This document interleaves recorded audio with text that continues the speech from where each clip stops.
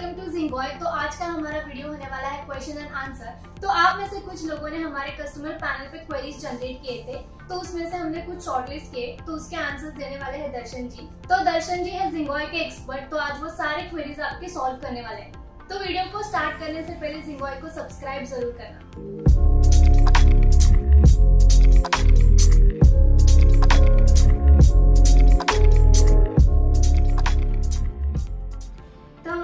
Question है, my last order status is shown as in progress status. Okay. ये generally जो मेरे ख्याल से जो यूजर बात कर रहे हैं वो गिफ्ट कार्ड परचेज करने की ट्राई कर रहे हैं। देखिए, इन प्रोग्रेस स्टेटस तब होता है जब आपके अकाउंट मतलब उस जो पर्टिकुलर ऑर्डर है वो खुद इन प्रोग्रेस में है, यानी कि उनके जो फंड्स है ना वो अभी तक हमें मिले नहीं है। तो ऑर्डर के बहुत सारे स्टेटस होते हैं। फेलियर इंडिकेट्स की मतलब वो ऑर्डर फेल्ड हुआ है। इन प्रोग्रेस इंडिकेट्स की मतलब वो ऑर्डर इन प्रोग्रेस है। शायद हो सकता है कि आपके बैंक अकाउंट से उसका पैसा डिडक्ट हुआ है, बट अभी तक वो हमें फंड्स मिले नहीं। तो इन प्रोग्रेस का जो टाइम होता है ना, आप वो 4 से लेके 24 आवर्स तक वेट कीजिएगा। अगर वो फंड्स अगर हमें मिलते हैं तो हम आपको डेफिनेटली आपने जो प्रोडक्ट परचेज किया है हम उसके ऑर्डर्स आपको दे देंगे। यानी कि आपने गिफ्ट कार्ड परचेज किया है, आपने हैंडपिक प्रोडक्ट परचेज किया है, तो आपको वो प्रोडक्ट मिल जाएंगे। बट अगर वो इन प्रोग्रेस ही है और उसके बाद भी आपका जो ऑर्डर स्टेटस है मतलब 24 to 48 आवर्स हो गया है और आपके अकाउंट से वो पैसे डिडक्ट हो गए हैं, तो मैं आपको यही सजेस्ट करूंगा कि आप एक बार अपने बैंक से एक बार चेक कर लीजिएगा। अगर आपको कुछ डिटेल्स चाहिए हमारी तरफ से कि ये हमें फंड्स नहीं मिले हैं, या फिर आपको एक ईमेल चाहिए हमारी तरफ से कि ये स्टिल इन प्रोग्रेस है, मतलब हमें अभी तक मिला नहीं है, तो वो भी हम देने के लिए तैयार है। बट इन प्रोग्रेस स्टेटस के लिए मैं यूजर्स को यही सजेस्ट करूंगा कि आप 4 से लेकर 24 आवर्स तक एक बार वेट कर लीजिएगा, और उसके बाद फिर वो स्टेटस ऑटोमेटिकली चेंज हो जाता है। या तो रिफंड हो जाता है, या तो सक्सेस हो जाता है, या तो बहुत रेयर केसेस में इन प्रोग्रेस ही होता है। तो इन दैट केस आप अपने बैंक से कॉन्टैक्ट कर लीजिएगा एक बार। तो हमारा 7th क्वेश्चन है, my MobiKwik money has been debited but I have not received gift cards. Okay, alright.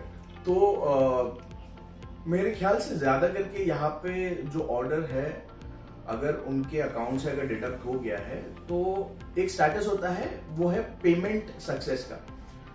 अगर हमारे यूजर्स को अगर ये स्टेटस दिख रहा है कि अगर ये ऑर्डर जो है वो पेमेंट सक्सेस में है, तो आप प्लीज हमें 4 से 6 घंटे का टाइम दीजिएगा, क्योंकि बहुत सारे ऑर्डर्स ऐसे होते हैं जहां पे हमें मैन्युअली वेरीफाई करना होता है, वेरिफिकेशन प्रोसेस होता है। हमारी एक प्रॉपर टीम है जो ये ऑर्डर्स को वेरीफाई करती है और उसके बाद ये ऑर्डर रिलीज होते हैं।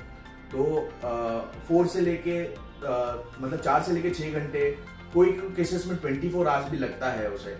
तो अगर आपके अकाउंट से अगर पैसे डिडक्ट हो गए हैं अगर और ऑर्डर स्टेटस अगर पेमेंट सक्सेस दिखा रहा है, तो आप 24 आवर्स वेट कर सकते हो ज्यादा से ज्यादा। और उसके बाद भी अगर कुछ ज्यादा टाइम लगता है आपको, तो हमारे चैट सपोर्ट है, आप हमें ईमेल कर सकते हो, आप हमें फोन कर सकते हो। वहां पे तो आपको डेफिनेटली कुछ न कुछ सोल्यूशन मिल जाएगा।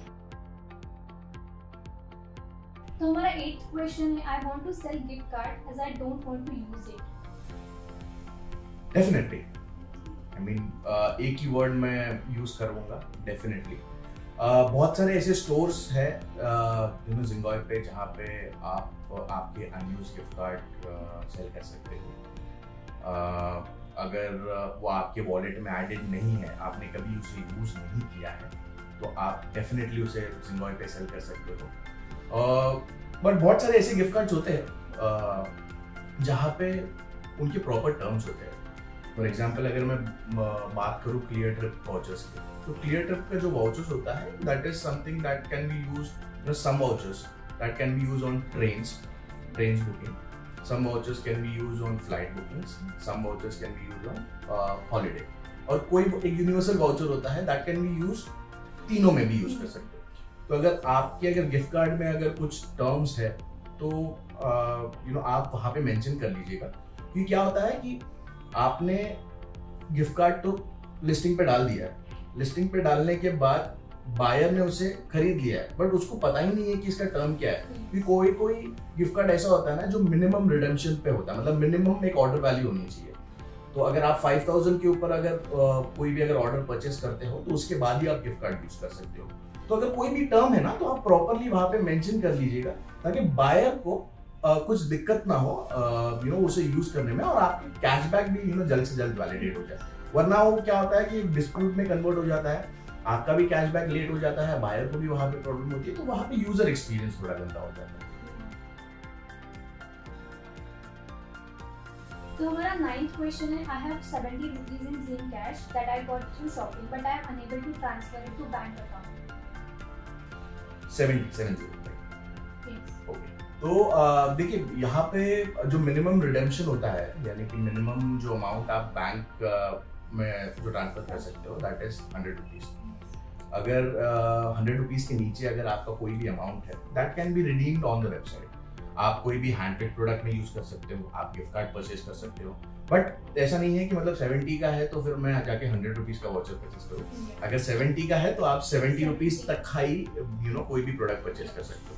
तो जो मिनिमम बैंक रिडेम्पशन है वो 100 रुपीज तक का है, और उसके नीचे अगर कोई भी अगर आपके अमाउंट आपके वॉलेट में है, आपके जिंगॉय वॉलेट में, तो आप जिंगॉय पे आप यूज कर सकते हो to purchase any gift cards और मे बी कोई हैंड प्रोडक्ट्स और एनीथिंग लाइक दैट। और एल्स आप वेट कर सकते हो, आप और कैशबैक अर्न कर सकते हो, और उसके बाद 100 रुपीज के ऊपर अगर आपका अमाउंट जाता है तो फिर आप उसे बैंक में रिडीम कर सकते हो।